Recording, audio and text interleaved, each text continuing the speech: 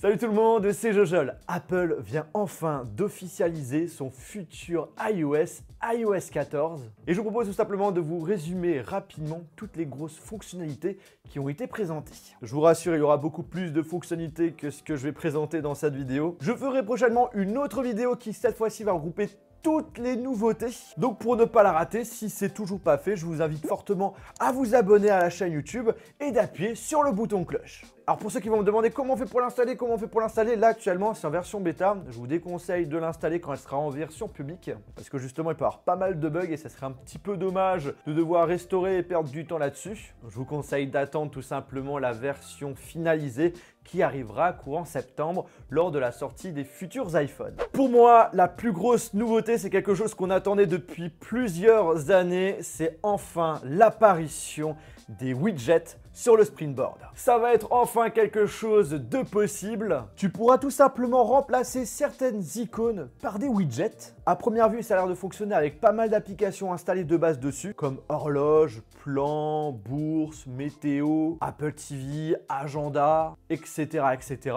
Alors à première vue, on aura le choix sur plusieurs types de présentations de widgets pour chaque icône. Il faudra tout simplement scroller. Une info où là, je suis pas sûr à 100%, j'en reparlerai dans l'autre vidéo. Dans la logique, je dirais c'est possible. Avec Apple, on peut avoir des bonnes surprises. C'est le fait d'installer des widgets autres que des applications de base d'Apple. Je vous confirmerai bien ça dans ma future vidéo. Ensuite, Apple propose un nouvel affichage sur son écran d'accueil qu'ils appellent App Library. Derrière, l'objectif, c'est vraiment de vous faciliter la tâche, surtout si vous avez plein d'applications. Ça vous permet d'organiser toutes les applications de votre smartphone sous forme de dossiers qui vont être créés automatiquement par catégorie et par thème. Le but, c'est vraiment d'utiliser de moins en moins la fonctionnalité page lorsque vous avez plein d'icônes. Alors cette fonctionnalité, c'est quelque chose qui n'est pas du tout nouveau. Ça existe depuis plusieurs années sur des smartphones Android. Ça existe également sur l'iPad. C'est la fonction Picture in Picture qui vous permet tout simplement de regarder une vidéo tout en faisant autre chose en même temps. La vidéo va se transformer en petite fenêtre qu'on va pouvoir un peu déplacer n'importe où et qu'on peut également agrandir. Siri a bien changé et a été améliorée.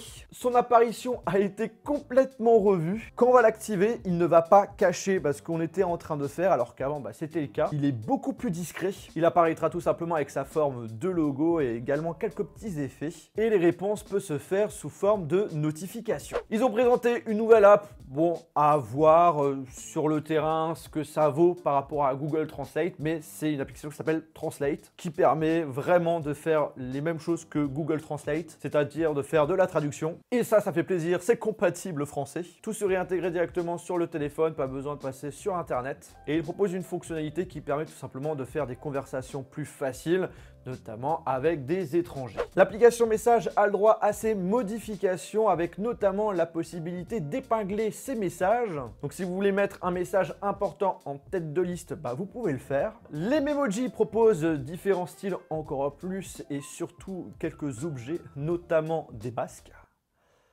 Ouais. Pour les discussions en groupe, l'objectif est d'être le plus simple possible. On peut déjà désormais répondre directement à un message en particulier, mentionner des gens et recevoir des notifications lorsqu'il y a des personnes qui nous mentionnent. L'application Plan est beaucoup plus intelligent, beaucoup plus de recommandations. Et les personnes qui utilisent une voiture électrique vont être plutôt contents puisque l'application Plan va pouvoir vous lister les différentes stations de recharge, adapter également votre itinérance par rapport au modèle de votre voiture et je pense également du pourcentage de batterie qui vous reste. On pourra désormais nous afficher les zones polluées ou encombrées afin justement de nous proposer un petit chemin pour pouvoir les détourner. Bon, ils ont montré Paris comme exemple, ça fait plaisir. Pour ceux qui utilisent le vélo, vous allez être contents parce que dans un premier temps, on nous affiche les pistes cyclables et calcule même l'élévation du parcours, soit s'il y a des montées, des descentes, voilà. Donc du coup, s'il n'y a que des montées, je prends le métro. Alors toutes ces fonctionnalités sont cool, mais est-ce que ça va arriver directement en France tout de suite? Ça, j'ai des doutes, je pense qu'il faudra plutôt être patient. CarPlay a le droit à sa grosse nouveauté, la possibilité d'avoir un fond d'écran. Le truc juste incroyable. Non, à première vue, il n'y a l'air pas d'avoir des gros changements. Par contre, une nouvelle fonctionnalité, CarKey. Et ça, c'est cool. En gros, vous allez pouvoir transformer votre iPhone en clé. Vous allez pouvoir ouvrir